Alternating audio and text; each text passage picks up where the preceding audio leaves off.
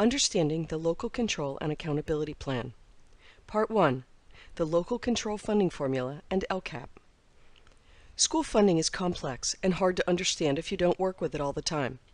Most people expect that schools and school districts receive equitable funding, but that's not always been the case.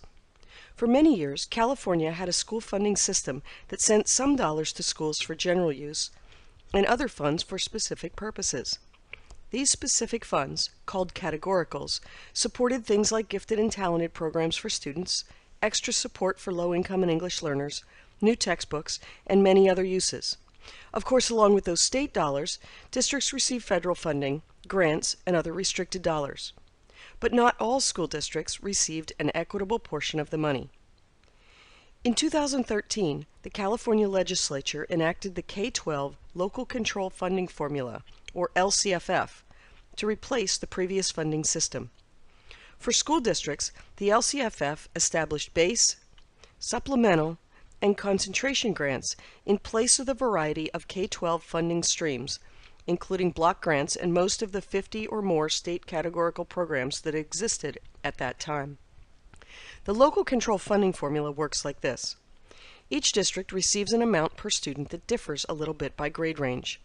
Extra funds are then added to K-3 to support reduced class size, and to high school to help fund career technical education. All of that makes up a district's base grant. Next, each district receives a per-student amount for each English learner, foster youth, or low-income student based on qualification for free and reduced meal programs. These additional dollars are the supplemental grant. If 55% or more of the students in a school district fall into one or more of the targeted groups, the district also receives a concentration grant. Those are additional funds per student beyond the 55%.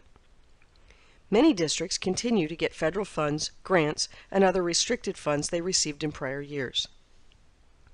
The base, supplemental, and concentration grants are meant to be used to improve outcomes for students in 8 priority areas determined by the state. Basic services, implementation of standards, and course access are the 3 priorities that make up the conditions for learning.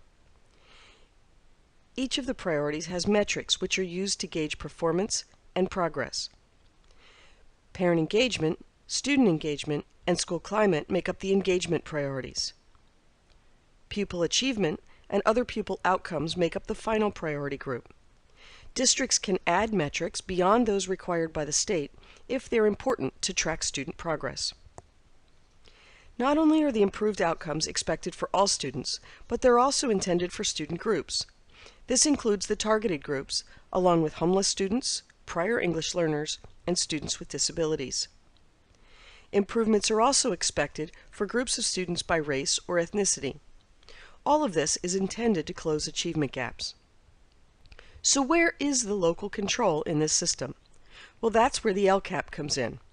Each school district annually revises their Local Control and Accountability Plan, or LCAP, based on all of the data which is analyzed. Stakeholders are consulted to ensure that a variety of viewpoints and opinions are considered. Specific guidance from a parent advisory group and a group representing English learners is also considered.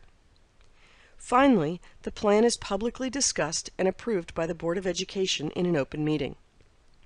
The LCAP represents the degree of local control a district exercises in using the LCFF funds to support its students. To learn more about San Juan's LCAP, please visit www.sanjuan.edu/LCAP.